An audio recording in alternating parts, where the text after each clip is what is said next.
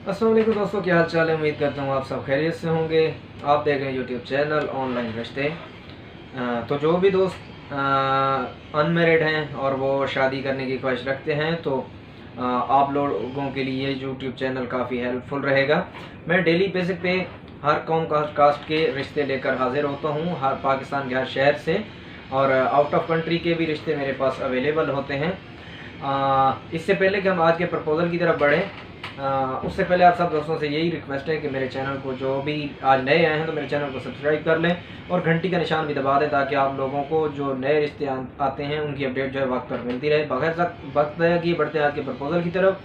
तो जो आज रिश्ता मेरे पास आया है, ये उर्दू स्पीक फैमिली की बेटी हैं और इनकी उम्र जो है वो 25 साल है, 5.6 इनकी हाइट है, और ये डिवोर्स हैं, बच्चे वगैरह नहीं हैं। बस चंद दिन ही इनकी शादी जो है वो चल सकी थी।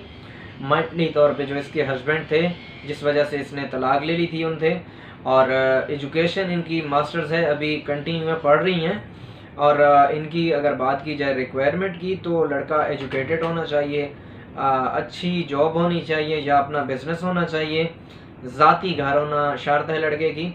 सिंगल प्रेफर किया इन्होंने, अगर सिंगल हो, अगर डिवोर्स हो तो बच्चे वगैरह ना हों। इसके अलावा लड़के की हाइट जो है वो 5.7 से 5.9 के दरमियान होनी चाहिए। बाकी ये कि लड़का कराची सिटी के अंदर ही रहता हो।